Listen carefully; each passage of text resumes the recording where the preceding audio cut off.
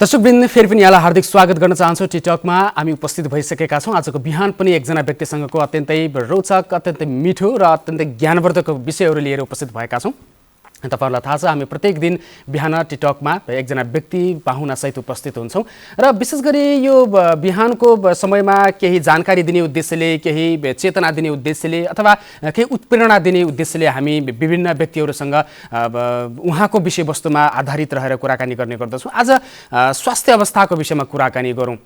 हामीलाई थाहा छ नेपालमा संघीयता सुरुवात भइसकेपछि स्थानीय तहले त्यहाँको स्वास्थ्य अवस्थाको सम्पूर्ण जिम्मेवारी लिने, त्यहाँको व्यवस्थापनका विषयहरूमा काम गर्ने एउटा जिम्मेवारी पायो। हामीले अहिले चाहिँ नयाँ निर्वाचनको मिति समेत घोषणा भइसकेको छ। एउटा कार्यकाल करिब व्यतीत भइसकेको छ। जनप्रतिनिधिहरूले यो बीचमा गरेका कामहरू के कस्ता रहे भन्ने कुराको समीक्षा गर्न पनि जरुरी छ कि भोलिका दिनहरूमा आउने जनप्रतिनिधिहरूले योजना बनाएर काम गर्नको लागि त्यसमा आधार मानेर टेकेर अगाडि जान पनि सजिलो हुनेछ। त्यसकारणले पछिल्लो यो संहिता कार्यान्वयन भइसकेपछि स्वास्थ्य प्रणाली र स्वास्थ्यको जुन एउटा संयन्त्र छ त्यो संयन्त्रमा बसेर काम गर्दाखेरि चाहिँ कतिको सहज हुन्छ र कतिको असहज हुन्छ भन्ने विषय पनि अब समीक्षाको विषयमा आउन जरुरी छ भन्ने लाग्छ। र विशेष गरी कोहलपुरमा रहेर यसमा केन्द्रित रहेर कुरा गर्दा अथवा यो नेपालको पश्चिम क्षेत्रको स्वास्थ्य अवस्थाको विषयमा कुरा गर्दाखेरि एकजना व्यक्तिसँग आज हामी आजको श्रृङ्खलालाई जोड्न गइरहेका छौँ। त्यसको लागि आज हामीसँग हुनुहुन्छ लामो समय यो विशेष गरी नेपालको पश्चिम क्षेत्रलाई केन्द्रमा राखेर लामो समय स्वास्थ्यको क्षेत्रमा काम गरिरहनु भएको, विशेष गरी प्रशासनिक क्षेत्रलाई नै हाँकिरहनुभएका एकजना व्यक्ति हुनुहुन्छ र उहाँ चाहिँ पछिल्लो समय कोहलपुर नगरपालिकाको स्वास्थ्य संयोजकबाट रिटायर भएको ठ्याक्कै 1 वर्ष पुगेको छ र जनस्वास्थ्य अधिकृत डिल्लीराज पोखरेल आज हामीसँग हुनुहुन्छ। स्वागत छ यहाँलाई। धन्यवाद सर। आराम हुनुहुन्छ? आरामै छ। यो मैले अगाडि भने यो ठ्याक्कै कोहलपुरबाट स्वास्थ्य संयोजकको जिम्मेवारी थियो, त्यहाँबाट तपाईँ रिटायर हुनुभयो, स्वैच्छिक अवकाश नै लिनुभयो र यो 1 वर्षको अवधि चाहिँ कस्तो रह्यो? भित्र बसेर काम गर्दाखेरि र बाहिर बसेर चाहिँ हेर्दाखेरि चाहिँ कस्तो महसुस भइरहेछ? निश्चित रूपमा एउटा जागिरमा रहँदाखेरि, सेवामा रहँदाखेरि एक प्रकारको सेड्युल हुन्छ। जुन बिहान उठेदेखि साँझसम्म कार्यालय समय हुन्छ, त्यसको पूर्व तयारीका कुराहरू हुन्छन् भने अब यो चाहिँ रिटायर लाइफमा एक प्रकारले स्वतन्त्र चाहिँ भएर बस्न पाइँदो रहेछ। त्यसमा त्यही अन्तर चाहिँ जस्तो लाग्छ। र अहिले मैले गत फागुन 1 गतेदेखि शैक्षिक अवकाशको रूपमा चाहिँ म बस्दै गर्दा अहिले पनि म चाहिँ एउटा प्राइभेट तरिकाले जनताको स्वास्थ्य सेवामा समर्पित नै छु र एउटा चाहिँ पसल छ, सानो मेडिकल हल छ र म परामर्श सेवा चाहिँ दिन्छु पब्लिकहरूमा। त्यसरी मेरो दिनचर्या बितिरहेको अवस्था छ। यो क्षेत्रमा तपाईँ काम गर्न थालेको कति जति वर्ष भयो होला? मैले ठ्याक्कै भन्दाखेरि मैले करिब 32 वर्ष नेपाल सरकारको स्वास्थ्य सेवामा काम गरेर मैले शैक्षिक अवकाश लिएको हुँ। यद्यपि मेरो 9-9.5 वर्ष बाँकी थियो। नेपाल सरकारले एउटा चाहिँ अपर्च्युनिटी दियो, सुविधा दियो र अब प्राइभेट सेक्टरमा पनि काम गर्नुपर्छ कि भन्ने लागेर, अरू सामाजिक सेवामा पनि लाग्नुपर्छ कि भन्ने महसुस गरेर मैले सरकारी सेवाबाट बिदा लिएको हुँ।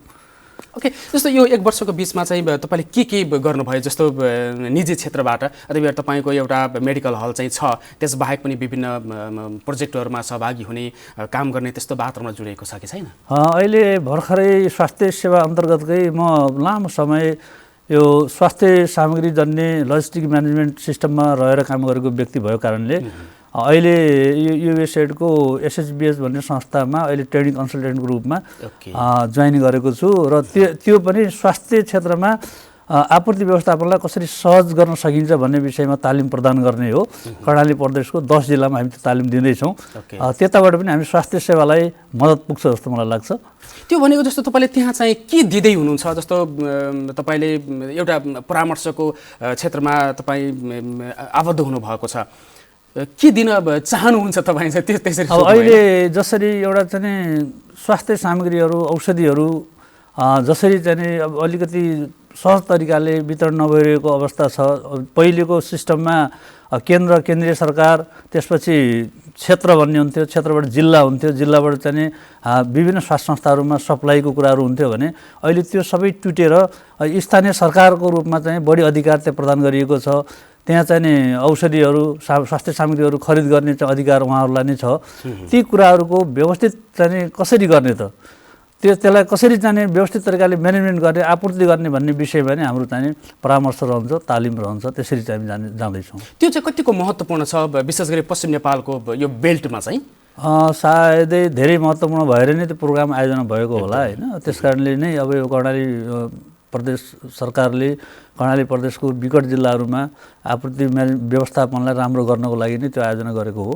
त्यो महत्त्वपूर्ण नै छ। जस्तो तपाईँ कोहलपुरको स्वास्थ्य संयोजकबाट रिटायर हुनुभयो, अहिले पनि तपाईँ मान्छेको सँग प्रत्यक्ष सहभागी भएर उनीहरूसँग सम्पर्कमा रहेर स्वास्थ्यकै क्षेत्रमा काम गरिरहनु भएको छ।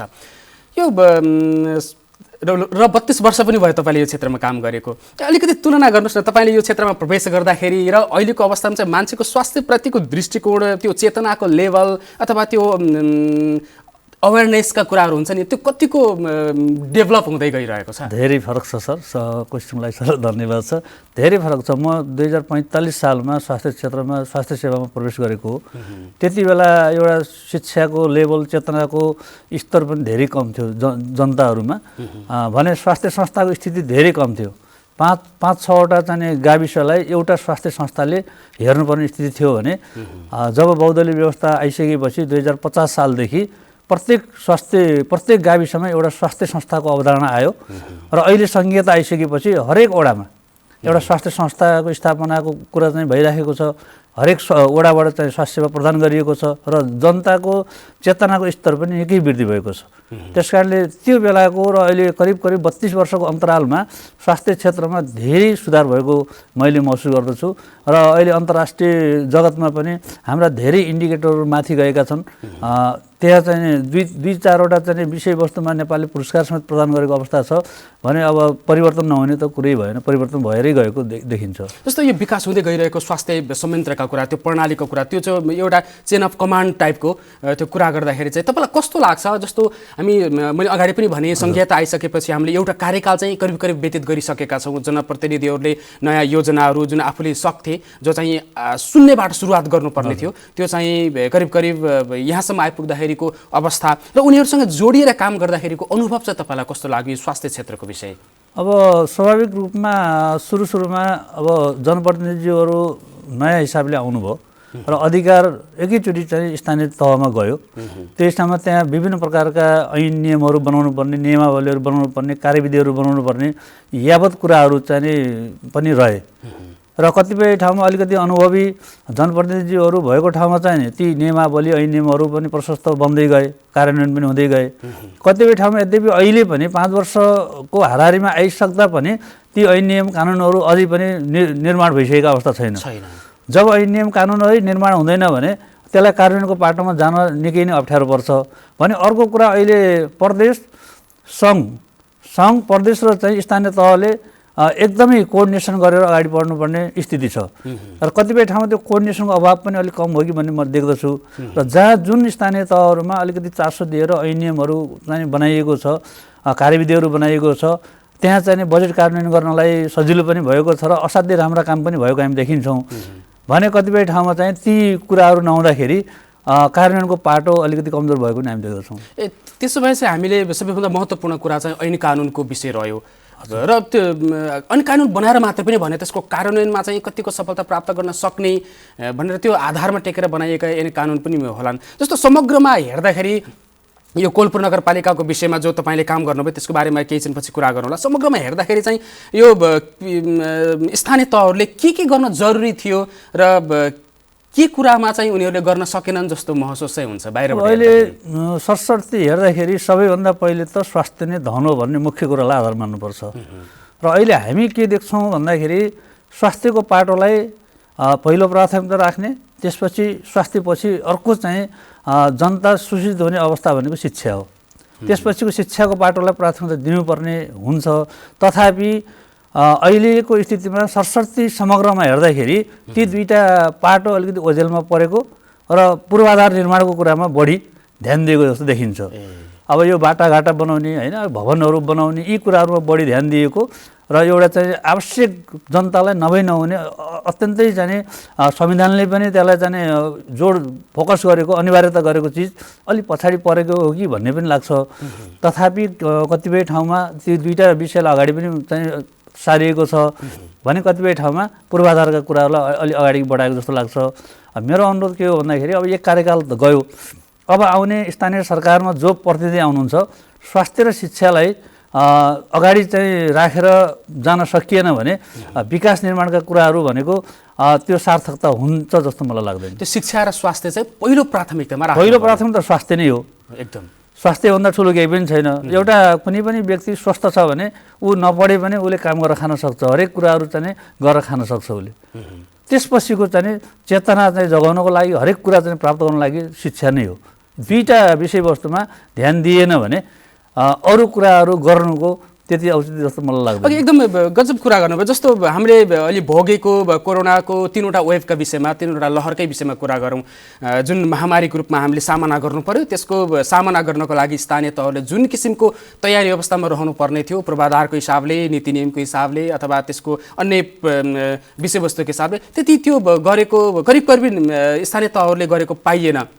धेरै स्थानीय तहहरू हताशमा देखिएको होइन, एकदमै हतारमा गर्न खोजिरहेको जस्तो देखियो। यो पनि ठ्याक्कै त्यही नै होला जस्तो हामी चाहिँ विभिन्न कारणले चाहिँ कमजोर छौँ भन्ने कुरा चाहिँ तपाईँले भने यही कुरालाई चाहिँ सङ्केत गर्न खोज्नु भएको होला। निश्चितै हो। त अब यसरी उहाँहरूले गर्नु भएन भन्ने कुरा त त्यति मेल चाहिँ खाँदैन, किनभने अहिले चाहिँ स्थानीय तहहरूले नै यो कोरोना नियन्त्रणमा ठुलो भूमिका खेलेको चाहिँ मैले महसुस गरेको छु। किनभने केन्द्रबाट प्रदेशबाट हुनुपर्ने जति सहयोगहरू हो त्यो टाइममा प्राप्त नहुने, समयमा प्राप्त नहुने, अनुगमनका कुराहरू पनि अब खालि चिठी पत्रचारहरूबाट हुने जस्तो देखियो पहिलो चरणमा। त्यो बेलामा स्थानीय तहहरू पनि सिक्दै हुनुहुन्थ्यो। त्यो बेलामा चाहिँ हरेक कुराहरू पूर्वाधार, मैले भने जस्तै पूर्वाधारहरू हरेक कुराहरू थिएनन्, त्यसले पनि असर पारेको। तथापि कोरोना नियन्त्रणमा चाहिँ स्थानीय तहको भूमिका त एकदम चाहिँ उच्च नै रहेको जस्तो लाग्छ होइन। कति अब सफल भयो कति भएन त आफ्नो ठाउँ कुरा हो, स्थानीय तहले गरेको हो। र त्यहाँ पनि असर केले पार्यो भन्दाखेरि अब यो चाहिँ नीति नियम ऐनहरू नबनेका, कार्यविधिहरू नबनेका, जस्तो खरिद गर्नु पऱ्यो तुरुन्तै सामान चाहिँ लिनु पऱ्यो, अब कार्यविधि बनेको छैन, खरिद ऐन बनेकै छैन भने त्यसले त निश्चित रूपमा असर पार्ने नै भयो। ती कुराहरूले अप्ठ्यारो बनाएको पनि देखिन्छ। जस्तो अब तपाईँ कोहलपुर नगरपालिकाको स्वास्थ्य संयोजकबाट रिटायर हुनुभयो, तपाईँले अहिलेको जनप्रतिनिधिहरूसँग करिब 4 वर्ष तपाईँले काम पनि गर्नुभयो त्यो संयन्त्रमा बसेर। यद्यपि कोहलपुर नगरपालिकामा 11 महिना जति काम गर्नुभयो। जस्तो यो कोहलपुरकै विषयमा कुरा गरौँ न, तपाईँ पनि कोहलपुरकै स्थानीय बासिन्दा हुनुहुन्छ र हामी अहिले जहाँ बसेर यो कुराकानी गरिरहेका छौँ यो पनि कोहलपुर नगरपालिकाकै कुरा रह्यो। यो ठ्याक्कै मूल्याङ्कन गर्दाखेरि, समीक्षा गर्दाखेरि अथवा पूर्व स्वास्थ्य संयोजकको हिसाबले कुरा गर्दाखेरि चाहिँ यो तपाईँको कार्यकाल र नगरपालिकाले गरेका कामहरूलाई कसरी विश्लेषण गर्नुहुन्छ हजुर चाहिँ? पक्कै पनि कोहलपुर नगरपालिका एउटा 3वटा प्रदेशको प्रस्थान बिन्दु, एउटा हब सेन्टर रूपमा रहेको छ र यो अत्यन्तै ऐतिहासिक र महत्त्वपूर्ण स्थान पनि हो, जहाँ कि कोहलपुरमा प्रवेश नगरिकन कर्णाली प्रदेश, सुदूरपश्चिम प्रदेश र स्वयं लुम्बिनी प्रदेशको विभिन्न ठाउँमा जान पनि सकिँदैन।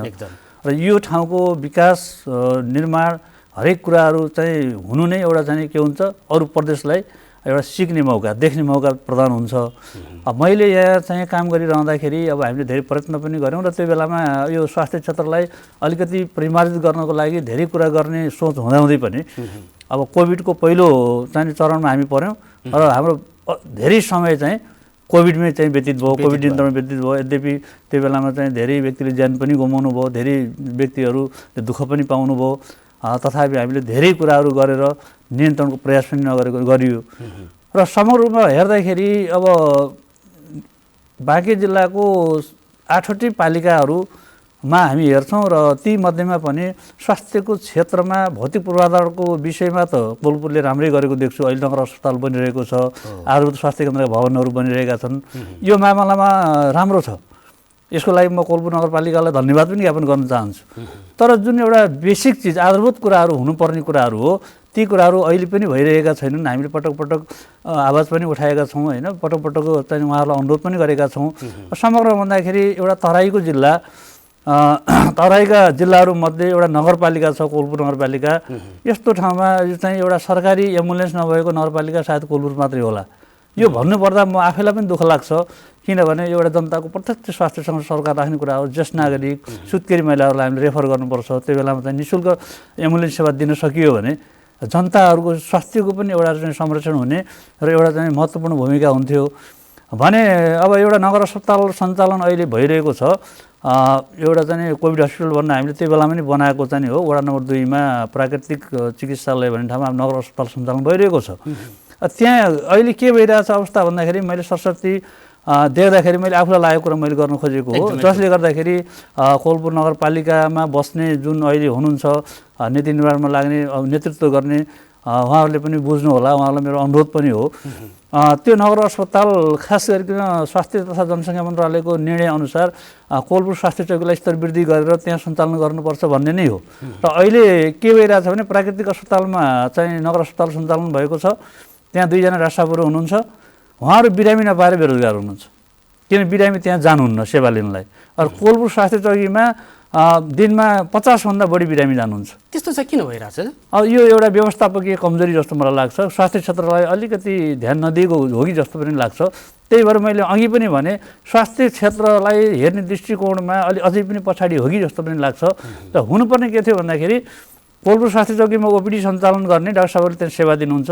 प्रयोगशाला पनि त्यहीँभित्र छ। त्यो गर्दाखेरि जनताले डाक्टरको सेवा पनि पाउने र डाक्टर साहबहरूले नै काम पाउने त्यो खालको चाहिँ स्थिति हुने थियो। त्यो अवस्था नभए हुनाले यतातिर अस्पताल सञ्चालन भएको छ। यी यावत सानातिना कुरालाई पनि ध्यान दिएको जस्तो म देख्दिनँ होइन। त्यसकारण ती कुराहरूलाई ध्यान दिन जरुरी छ। मेरो अनुरोध पनि हो किनभने डाक्टर साहबहरू हामीले चाहिँ राखी 2 जना डाक्टर साहब कोलपुर नगरपालिकाले राखेको अवस्थामा जनताले डाक्टरको सेवा नपाउने, डाक्टर साहबहरूले बिरामी नपाउने, त्यो डाक्टर साहबहरूले आफ्नो सिपै बिर्सिन् जस्तो लाग्छ। त्यसकारणले त्यो अनुरोध के गर्न चाहन्छु भने नगर अस्पताल कोलपुर स्वास्थ्य चौकीमा सञ्चालन गर्दाखेरि हाम्रो कोलपुरको नगरवासीहरूले सेवा पाउने सम्भावना राम्रो हुन्छ। र जस्तो बाहिरबाट हेर्दाखेरि कस्तो देखिन्छ भने जस्तो कोहलपुर नेपालगञ्ज भनेको स्वास्थ्यको हब हो। यहाँ चाहिँ ठुला 2वटा मेडिकल कलेजहरू पनि सञ्चालनमा छन्। त्यो भएर अथवा कोहलपुर नगरपालिकाभित्रै हाम्रो मेडिकल कलेज छ अथवा विभिन्न स्वास्थ्यसँग सम्बन्धित सङ्घ संस्थाहरू छन् अथवा मेडिकल हलहरू पनि छन्। त्यो भएर पनि कम प्राथमिकतामा परेको हो कि स्वास्थ्यको पहुँचको दृष्टिकोणले यो सम्पन्न नै छ भनेर त्यस्तो पनि लागेको पनि हुनसक्छ नि होइन? त्यो दोस्रो पाटो होला जस्तो मलाई लाग्छ। के छ भन्दाखेरि जनताको जिम्मेवारी ल्याएको स्थानीय सरकारले एकदम हो। निश्चित रूपमा आफूले नै जनताको स्वास्थ्यको जिम्मेवारी लिने हो। अब प्राइभेट रूपमा मेडिकल कलेज होला, व्यक्तिगत रूपमा चाहिँ अरू अस्पतालहरू पनि खुलिरहेका छन् कोलपुर नगरपालिकामा।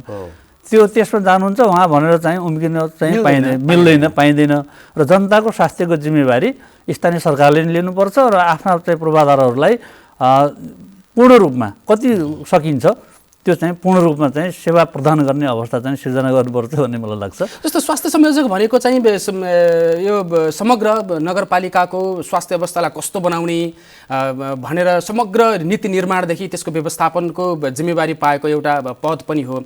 त्यसमा तपाईँले 11 महिना काम गर्नुभयो। तपाईँले लागू गर्न खोजेको अथवा तपाईँले निर्माण गर्न खोजेका कुनै त्यस्ता योजनाहरू छन् थिए अथवा त्यो कतिको सफल भयो भएनन् कस्तो लाग्छ?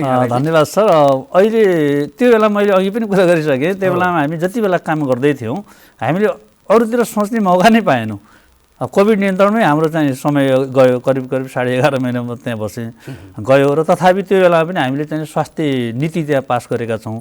त्यो बेलाको अब अरू चाहिँ 1-2टा ऐनहरू पनि हामीले पास गरेका छौँ र त्यही ऐन नीति अनुसार पनि अब यो चाहिँ स्वास्थ्यलाई अझ राम्रो बनाउनको लागि मेरो चाहिँ आफ्नो व्यक्तिगत इच्छा त के थियो भन्दाखेरि अब एउटा चाहिँ अहिले कुनै विषालु सर्पले टोक्यो भने पनि हामीलाई भेरी अस्पताल चाहिँ जानुपर्ने स्थिति छ। एउटा सर्पदंश केन्द्र चाहिँ स्थापना गर्ने इच्छा चाहिँ थियो होइन। त्यो हिसाबमा हामी काम गर्न पनि सकेनौँ र अहिले पछिल्लो समयमा त्यसको लागि हामीले सुझावहरू प्रशस्त सामाजिक सञ्जालबाट अरू चाहिँ बाह्य कुराबाट हामीले सुझाव पनि दिएका छौँ। अहिले हाम्रो वडा नम्बर 2 मा चाहिँ वडा नम्बर 1 कौशिला नगरमा हाम्रो चाहिँ आर्मी तालिम केन्द्र छ। उहाँहरूसँग समन्वय गरेर हामीले सर्वदंश उपचार केन्द्र खेल्न सकिन्छ र एउटा एन्टी ऱ्याबिज भ्याक्सिन लगाउनको लागि भेरीमा जानुपर्ने स्थिति छ। त्यसको लागि पनि हामीले अब नगर अस्पताल स्थापना भइसकेपछि स्वास्थ्य तथा जनसङ्ख्या मन्त्रालयसँग समन्वय गरेर हामीले एन्टी ऱ्याबिज भ्याक्सिन यहीँ प्रदान गर्न सक्छौँ। ती कुराहरू पनि गर्न जरुरी छ र एउटा चाहिँ बिमा कार्यक्रम छ, स्वास्थ्य बिमा कार्यक्रम, जसलाई चाहिँ आधार चाहिँ अस्पतालको रूपमा चाहिँ अब हाम्रो कोलपुरको चाहिँ जनताहरूले बैजनाथको चाहिँ प्राथमिक स्वास्थ्य केन्द्रबाट रेफरल चाहिँ बनाउनुपर्छ मेडिकल कलेजको लागि। त्यसको लागि हाम्रो यहाँको जनता त्यहाँ जानुपर्ने स्थिति छ। त्यो पनि हामीले आधारभूत अस्पतालबाट गर्न सक्छौँ। यी कुराहरू गर्नु जरुरी छ। यो कुराहरू चाहिँ गर्ने यस्ता कुराहरूलाई चाहिँ अलिकति परिवर्तन लैजाने भन्ने चाहिँ इच्छा त थियो। तथापि हामीलाई त्यो बेलामा चाहिँ कोरोनाले चाहिँ साथ दिएन र अहिले पनि हामीले सुझावहरू चाहिँ प्रत्यक्ष अप्रत्यक्ष रूपमा हामी दिइरहेका छौँ। त्यो कुरालाई नगरपालिकाले ध्यान दिनु जरुरी छ। अब अहिले रहने चाहिँ अब नेतृत्व चाहिँ अब 3-4 महिना बाँकी छ, यो अवधिमा पनि पहल गरे पनि गर्न सकिन्छ र अब यति बेला पनि गर्न सकिएन भने पनि पछि आउने नेतृत्वले त्यसलाई असाध्यै ध्यान दिनुपर्ने कुरा चाहिँ छ। त्यो अत्यन्तै आधारभूत आवश्यकताको कुरा हो। र अर्को कुरा चाहिँ औषधिको चाहिँ सप्लाईको कुराहरू छ, औषधिको व्यवस्थापनको कुरा छ। यो कुरा पनि सुचारू रूपमा भइरहेको चाहिँ देखिँदैन। अहिले पनि हामी स्वास्थ्य संस्थामा जाँदाखेरि उहाँहरूले के भन्नुहुन्छ, औषधि नै छैन। अब त्यही नगर अस्पतालमा गयौँ भने पनि औषधि नै छैन भन्ने जस्तो कुराहरू आइरहेछ। त्यसको म्यानेजमेन्ट त गर्नु पऱ्यो, किन आज फागुनको आज 4 गते पनि हो होइन। आर्थिक वर्षको चाहिँ 6-7-8 महिना चाहिँ व्यतीत भइरहँदा पनि त्यो म्यानेजमेन्ट नहुनु, औषधि खरिद नहुनु, त्यो चाहिँ अलिकति व्यवस्थापकीय कमजोरी हो कि जस्तो पनि लाग्छ। त्यता पनि ध्यान दिनुपर्छ जस्तो लाग्छ। जस्तो स्थानीय तहहरूको धेरै जस्तोको समस्या पनि रहन्छ, यो औषधि खरिद गर्ने र सप्लाई गर्ने समस्या। यो चाहिँ के कारणले रोक्छ? यो नीतिमा समस्या हो अथवा हाम्रो व्यवस्थापनमा मात्रै समस्या हो? त्यसमा कुनै पनि समस्या छैन। अहिले चाहिँ यो हाम्रो खरिद ऐन नियमावलीले असाध्यै सजिलो गराइदिएको छ। त्यस्तै अप्ठ्यारो अवस्थामा स्वास्थ्य सेवामा चाहिँ 20 लाखसम्मको चाहिँ स्वास्थ्य सामग्री औषधिहरू सोझै खरिद गर्न पाइन्छ भने 50 लाखसम्मको चाहिँ 15 दिनको सूचना निकालेर दरबापत्र निकालेर खरिद गर्न पाइन्छ भने त्यसमा ऐन नियम कानुनमा कुनै समस्या नै छैन।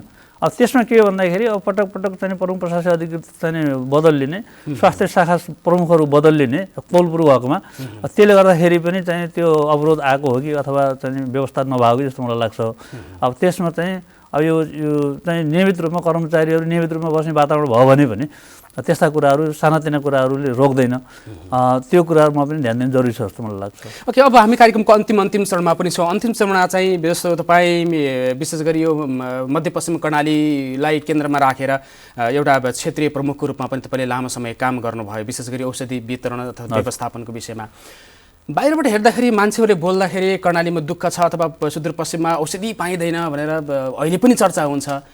यो चाहिँ के हो? यो त्यो साँच्चै हो अथवा औषधिको त्यो तपाईँ चाहिँ क्षेत्रीय प्रमुख भएर हेर्दाखेरिको अवस्था र अहिले हेर्दाखेरि चाहिँ कस्तो लाग्छ? यो साँच्चै त्यस्तो अभावै हो अथवा त्यो बाहिरबाट बोलेको कुरा मात्रै हो, के हो? धन्यवाद सर। अब अहिले के छ भन्दाखेरि मैले चाहिँ सङ्घीय प्रणाली जुन जति बेला चाहिँ केन्द्रीय संरचना थियो, सङ्घीयता आउनुभन्दा अगाडिको सिस्टममा बसेर काम गरेको हो। त्यो बेलामा के छ, सरकारले निःशुल्क भनेर चाहिँ अब 35 थरीको औषधिहरू तोकेको थियो। त्यो 35 थरीको औषधिहरू केन्द्रबाट चाहिँ हामीलाई प्राप्त हुन्थ्यो, क्षेत्रबाट प्राप्त हुन्थ्यो र क्षेत्रीय मेडिकल स्टोरको रूपमा नेपालगञ्जमा मध्यपश्चिम विकास क्षेत्रको 15वटा जिल्लामा सप्लाई गर्ने जिम्मा हामीले पाएका थियौँ। र सरकारले चाहिँ त्यो 35 थरीका औषधिहरू जिल्लासम्म सप्लाई गर्ने र जिल्लाले चाहिँ विभिन्न चाहिँ पालिकाहरूमा चाहिँ पठाउने चाहिँ व्यवस्था थियो र सरकारले तोकेको निःशुल्क रूपमा वितरण गर्ने 35 थरीको औषधि र जनताले के चाहना गर्नुहुन्छ भने सबै कुराहरू निःशुल्क चाहना गर्नुहुन्छ। त्यस कारणले सरकारले त 35 थरी मात्रै तोकेको कारणले गर्दाखेरि सबै औषधि जनताले पाउनुहुन्न। नपाउँदाखेरि के भन्दाखेरि जहिले पनि त्यो औषधिको अभाव भन्ने कारण एउटा त्यो पनि हो। त्यही त सिटामोलसम्म छैन अथवा के अरे कर्णालीमा भनेर लामो समय बच्चैदेखि पनि त्यो सुन्थ्यौँ हामी। अहिले पनि त्यो करिब सुनिन्छ। अनि विभिन्न समयमा हामीले समाचारहरू पनि त्यो प्रस्तुत गर्छौँ। त्यो बेलामा केन्द्रीय प्रणाली थियो, केन्द्रबाट एउटा जिल्लालाई थोरै चाहिँ औषधि खरिद गर्ने जिम्मा दिएको हुन्थ्यो, जिल्लाले थोरै किन्थ्यो पठाउँथ्यो र केन्द्रबाट चाहिँ कहिलेकाहीँ खरिद हुँदाखेरि ढिलो हुने अवस्थामा सप्लाईमा ढिलो हुन्थ्यो होइन। कर्णाली जिल्ला चाहिँ जिल्लाहरूमा चाहिँ हवाई मार्गबाट पठाउनु पर्ने, त्यो बेलामा चाहिँ पठाउन कहिलेकाहीँ चाहिँ विभिन्न बाधा व्यवधान हुन्थ्यो। त्यो कारणले पनि अब कहिलेकाहीँ अभाव हुने कुरा बेग्लै हुन्थ्यो भने अहिलेको स्थितिमा त त्यो अवस्था नआउनु पर्ने हो। किनभने स्थानीय सरकारलाई नै सम्पूर्ण अधिकार दिएको छ, बजेट उहाँहरूले आफै बनाउने हो। त्यहाँ औषधि चाहिँ मानव कुनै पालिकामा 50 लाखको औषधि लाग्छ भने उहाँहरूले चाहिँ आँखाचिम्मा गरेर अरू कुरालाई छुट्याएर 50 लाख उहाँहरूले विनियोजन गर्न सक्नुहुन्छ। जब नीति पनि आफैसँग छ, व्यवस्था पनि आफैसँग छ, बजेट पनि आफैसँग छ भने त्यो अभाव हुनुको कारण त के भने व्यवस्थापकीय कमजोरी हो। व्यवस्थापकीय पक्षमा चाहिँ कमजोरी भयो। उहाँले टाइममा चाहिँ आफूसँग स्रोत हुँदाहुँदै पनि त्यो चाहिँ खरिद गरेर समयमा बाँड्न नसक्नु भनेको त्यो व्यवस्थापकीय कमजोरी हो अथवा स्वास्थ्य क्षेत्रलाई अलिकति ओझेलमा पारिएको अवस्था हो भन्न चाहिँ त्यो प्राथमिकतामा पार्ने नपरेको भन्ने कुरा जस्तो लाग्छ। यद्यपि धेरै पालिकाहरूले धेरै ठाउँमा त्यस्तो अवस्था छैन। पहिलो प्राथमिकतामा राखेरै नै चाहिँ औषधिहरू वितरण गरेको पाइन्छ। अहिले त्यस्तो गुनासो चाहिँ त्यति धेरै त आउँदैन, राम्रो पनि भएको छ। अब हामी कार्यक्रमको अन्तिम चरणमा चाहिँ एउटा प्रश्नबाट म कार्यक्रमको बिट मार्न चाहन्छु। अब नयाँ जनप्रतिनिधि आउने समय भइसकेको छ, पुरानो जनप्रतिनिधिहरूको कार्यकाल सकिँदैछ।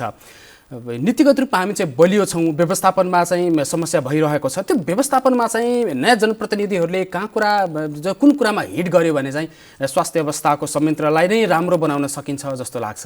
यहाँको सुझाव चाहिँ नयाँ जनप्रतिनिधिहरूको लागि। धन्यवाद सर। अब यो के छ भन्दाखेरि अहिले मलाई एउटा खुसीको कुरा भन्न पनि मन लाग्यो। अस्ति मात्रै एउटा समाचार पढेको थिएँ, यो बाँके जिल्लाको 8वटा पालिकामा ऐनियमहरू बनाउनेमा कोलपुर अग्रणी स्थानमा छ भन्ने खबर आयो। त्यो एउटा सकारात्मक पक्ष हो। त्यो अहिलेको चाहिँ जुन टिमले चाहिँ ऐनियम कानुनहरू जति बनाउनु भएको छ ती कुराहरूलाई पनि चाहिँ मध्यनजर गर्दै बाँकी रहेका ऐनियम कानुनहरू पहिले बनाउने र ती ऐनियम कानुनहरूमा टेकेर पहिलो प्राथमिकता स्वास्थ्यलाई राखेर चाहिँ गर्नुभयो भने, जस्तो मैले भने अब यो चाहिँ नगर अस्पताल सञ्चालनका कुराहरू, एन्टिरेबिज भ्याक्सिन, सर्पदंशका कुराहरू चाहिँ उपचार केन्द्रका कुराहरू छन्, एम्बुलेन्सका कुराहरू भए। अब चाहिँ अहिले एक्सरे पनि खरिद गरेर आएको छ भन्ने मैले सुनेको छु मोटामोटी। त्यो जडान गरेर जनतालाई सेवा दिने कुराहरू भए।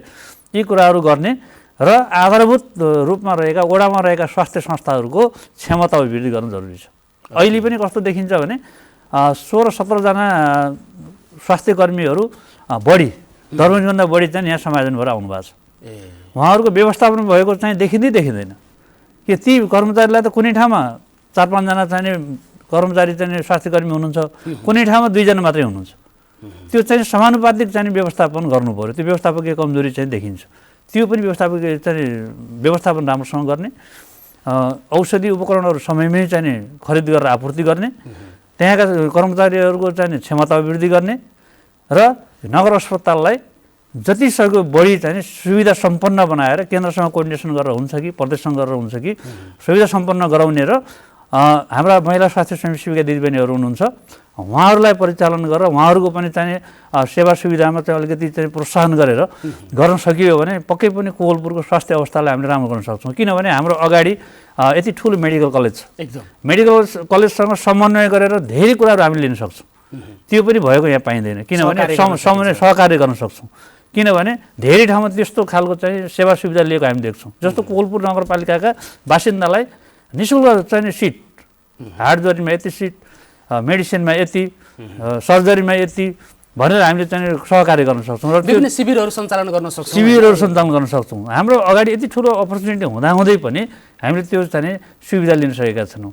अब आउने चाहिँ जनप्रतिनिधि जो आउनुहुन्छ, अब त्यो कुरालाई मध्यनजर गरेर कोहलपुरको समग्र स्वास्थ्य सेवालाई अझ उत्कृष्ट र राम्रो चाहिँ बनाउनलाई म हार्दिक अनुरोध गर्न चाहन्छु। त्यो चाहिँ योजना बनाउन जरुरी छ, व्यवस्थापन गर्न जरुरी छ। आजको कार्यक्रममा आइदिनु भयो, यसको लागि धेरै धेरै धन्यवाद। अत्यन्तै महत्त्वपूर्ण विषयमा कुराकानी भयो। धन्यवाद सरलाई, साथै नेपाल टेलिभिजनलाई पनि। र मलाई चाहिँ यसरी चाहिँ अब अवकाश भएर गइसकेका कर्मचारीलाई नि बोलाएर एउटा आफ्ना कुरा भन्ने मौका दिनुभएकोमा धेरै धेरै धन्यवाद र आभार प्रकट गर्न चाहन्छु। नमस्ते। हजुर नमस्ते। हजुर हुनुहुन्थ्यो जनस्वास्थ्य अधिकृत तथा कोहलपुर नगरपालिकाको पूर्व स्वास्थ्य संयोजकको रूपमा उहाँलाई हामीले आज आमन्त्रण गरेका थियौँ। पछिल्लो समय यो करिब 5 वर्ष बितेको छ नयाँ जनप्रतिनिधिहरूले कार्य सञ्चालन गरेको र उहाँको कार्यकाल सकिँदै गर्दा विशेष गरी स्थानीय तहमा जनप्रतिनिधिहरूसँग बसेर काम गर्दाको अनुभव, त्यहाँको स्वास्थ्य संयन्त्र र स्वास्थ्यलाई अझ सुदृढ बनाउनको लागि चाहिँ के गर्न सकिन्थ्यो र कहाँनिर सुक्यौँ र अबको योजनाहरू चाहिँ के हुन सक्दछन् भन्ने विषयमा अलिकति समग्र तरिकाले चाहिँ समीक्षा गर्ने आजको काम भयो। मलाई अत्यन्तै रमाइलो लाग्यो आजको कुराकानी। भोलिको श्रृङ्खलामा फेरि अर्को कुनै विषयवस्तुका साथमा भेट हुनेछ। हामी एकछिनपछि जिल्ला अपडेटका साथमा उपस्थित हुनेछौँ। एनटिभी कोहलपुर हेर्दै रहनुहोला।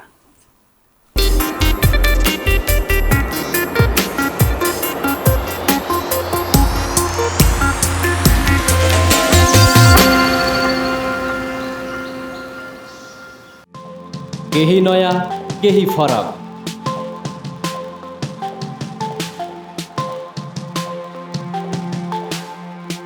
राष्ट्रिय सञ्चारको मेरुदण्ड नेपाल टेलिभिजनको प्रादेशिक च्यानल एनटिभी कोहलपुर।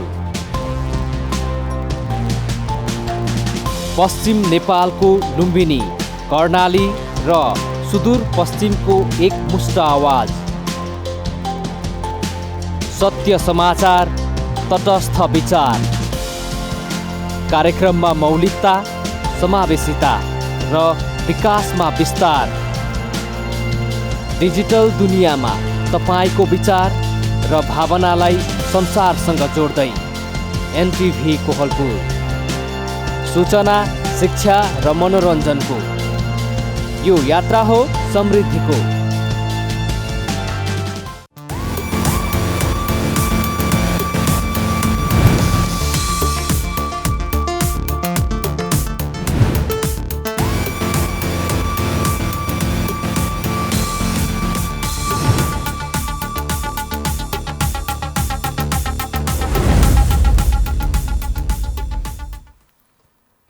दर्शकवृन्द, फेरि पनि यहाँलाई हार्दिक स्वागत गर्न चाहन्छु। जिल्ला अपडेटका साथमा उपस्थित भएका छौँ हामी। कार्यक्रम मर्निङ मिक्स अन्तर्गतको यो अन्तिम सेगमेन्ट हो। आज लुम्बिनी प्रदेश, कर्णाली प्रदेश र सुदूरपश्चिम प्रदेशका कुनै एक जिल्लाको अवस्थाको बारेमा तपाईँलाई ताजा अपडेट दिने सिलसिलामा उपस्थित भएका छौँ। आज अलिकति फरक प्रसङ्ग रहेको छ। हिजो मात्रै बाँकेको खजुरा गाउँपालिकालाई बाल विवाहमुक्त घोषणा गरिएको छ। पछिल्लो समयमा बालमैत्री स्थानीय शासन सञ्चालन गर्ने सिलसिलामा यस्ता गतिविधिहरू हुने गरेका छन् र हाम्रो नेपाली समाजमा अझै पनि बाल विवाहको जोखिम रहन्छ। त्यस्ता प्रकारका गतिविधिहरू भइरहेका छन्। हाम्रा साना नानी बाबुहरू जो चाहिँ पढ्ने, लेख्ने, आफ्नो व्यक्तित्व विकास गर्ने क्रममा रहेका बालबालिकाहरूको विवाह गरिदिने जुन प्रथा रहेको छ त्यसलाई अन्त्य गर्नका लागि सरकारले योजनाबद्ध तरिकाले यस्ता कार्यक्रमहरू सञ्चालन गरिरहेको छ। र हिजो मात्रै बाँकेको खजुरा गाउँपालिका चाहिँ जिल्लाकै तेस्रो गाउँपालिकाको रूपमा बाल विवाह मुक्त घोषणा भएको छ। र यो खुसीको अवस्था पनि, यो खुसीको प्रसङ्ग पनि हो। यो अवस्थामा चाहिँ गाउँपालिकाको अध्यक्षसँग त्यो मुभमेन्ट, विशेष गरी त्यो अभियानको विषयमा थोरै चर्चा गर्न गइरहेका छौँ। त्यसको लागि हामीसँग हुनुहुन्छ खजुरा गाउँपालिकाका अध्यक्ष किस्मत कुमार कक्षपति हुनुहुन्छ। अध्यक्षज्यू नमस्ते। नमस्ते। अब हिजो मात्रै यहाँहरूको यो खजुरा गाउँपालिका चाहिँ बालविवाह मुक्त घोषणा भएको छ। त्यो मुभमेन्टको बारेमा, त्यो अभियानको बारेमा थोरै जानकारी गराउनुहोस् न। कतिको अप्ठ्यारो चाहिँ महसुस भयो यहाँलाई यो क्षेत्रमा काम गर्दा चाहिँ? हामीले खजुरा गाउँपालिकालाई बालविवाह मुक्त बनाउने सिलसिला सबभन्दा पहिले बाँके जिल्लाकै 81वटा वडाहरूमध्ये सबभन्दा पहिले खजुरा गाउँपालिकाको वडा नम्बर 3 प्रथम वडा हो जसलाई हामीले बाँके जिल्लाको पहिलो बाल विवाह मुक्त वडा घोषणा गरेका थियौँ। तत्पश्चात हामीले क्रमिक रूपमा वडा नम्बर 1, वडा नम्बर 3, 1 र क्रमिक रूपमा हामीले अहिले चाहिँ वडाहरू बाल विवाह मुक्त घोषणा गर्दै गऱ्यौँ। 5 र 6 लाई पनि वडा बाल विवाह मुक्त वडा घोषणा गऱ्यौँ। तत्पश्चात हामीले वडा नम्बर 2, वडा नम्बर 4, वडा नम्बर 7 र 8 लाई बाल विवाह मुक्त वडा घोषणा गरिसकेपछि सब 8वटा वडालाई बाल विवाह मुक्त वडा घोषणा गरिसकेपछि हिजो हामीले भव्यताका साथ, भव्य कार्यक्रमका साथ हामीले पञ्चबाजा रेलीका साथ हामीले खजुरा गाउँपालिकालाई, सिंहपालिकालाई नै बाल विवाह मुक्त पालिका घोषणा गरेर बाँके जिल्लामा तेस्रो चाहिँ पालिका हुन पुगेको छ। र यसलाई बाल विवाह मुक्त घोषणा गर्ने सवालमा हामीलाई सहयोग गर्ने प्यान इन्टरनेसनल, स्याक नेपाल, जनजागरण लगायत थुप्रै सरकारी तथा गैर सरकारी संस्थाहरू, हाम्रो महिला शाखा लगायत थुप्रै साथीहरूको योगदान छ। यसलाई चाहिँ सबै कुराहरू डाटा सर्वेक्षणदेखि लिएर मत सर्वेक्षणदेखि लिएर सबै कुरा गर्दाखेरि हामीले केही समय लाग्यो, केही ढिलाइ भयो। तर त्यसको बावजुद पनि हामीले चाहिँ हिजो भव्यताका साथ खजुरा गाउँपालिकालाई बाल विवाह मुक्त पालिका बनाउन सफल भएका छौँ। जस्तो अब यो एकचोटि घोषणा गरेर मात्रै हुँदैन, यसलाई चाहिँ निरन्तर रूपमा यस्ता अभियानहरू अथवा यस्ता कार्यक्रमहरू, निगरानीका प्रयासहरू चाहिँ जारी नै राख्नुपर्ने हुन्छ। जस्तो अब भोलिको दिनहरू चाहिँ कस्तो रहला भन्ने यहाँहरूको आकलन हो अथवा त्यसको तयारीको अवस्थाको लागि तपाईँहरूले के गरिरहनु भएको छ त्यतातिर थोरै केही प्रकाश पारिदिनुहोस् न। अहिले हाम्रो सूचक अनुसार अहिले पनि खजुरा गाउँपालिकामा 10.44% बाल विवाह हुँदो रहेछ। 91% चाहिँ बाल विवाह मुक्त भएको छ।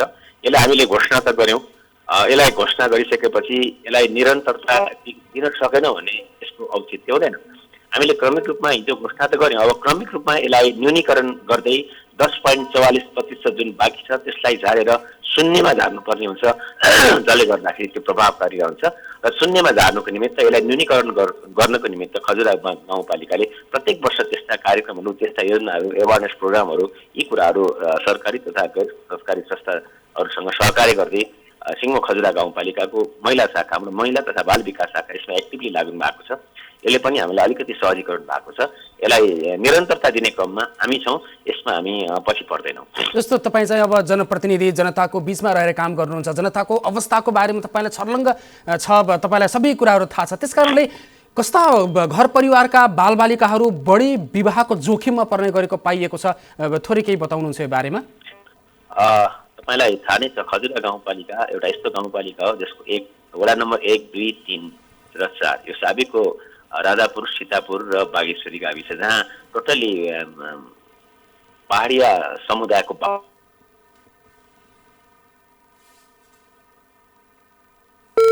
हजुर, उहाँ हुनुहुन्थ्यो खजुरा गाउँपालिकाको अध्यक्ष किस्मत कुमार कक्षपतिसँग आज हामीले कुराकानी गर्दैथ्यौँ।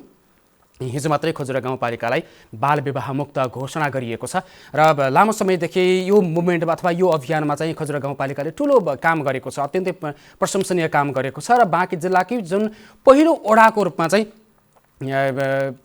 खजुरा गाउँपालिकाको एउटा ओडा बाल विवाह मुक्त घोषणा भएको थियो र अन्ततः जिल्लाकै तेस्रो गाउँपालिकाको रूपमा बाल विवाह घोषणा मुक्त भएको छ।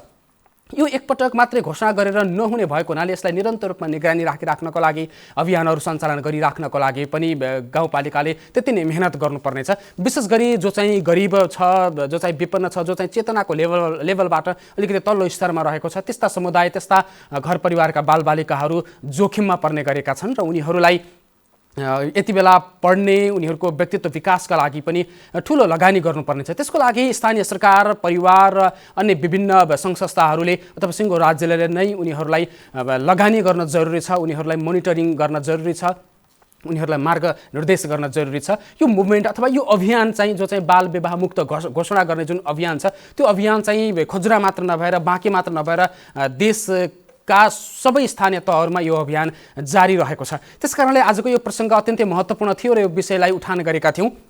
बीचमा कुराकानी गर्दा गर्दै टेलिफोन सम्पर्क विच्छेद भएको छ। आजको जिल्ला अपडेटको प्रसङ्ग यहीँनिर सिद्धिएको छ र जिल्ला अपडेटको प्रसङ्ग सँगसँगै आजको मर्निङ मिक्सका सम्पूर्ण सेगमेन्टहरू पनि यहीँनिर सकिएका छन्। भोलिको श्रृङ्खलामा बिहान 6 बजे पुनः विभिन्न सेगमेन्टहरूका साथमा उपस्थित हुनेछौँ। त्यतिन्जेलसम्मका लागि मर्निङ मिक्सका सम्पूर्ण टिमलाई बिदा दिनुहोस्। नमस्कार।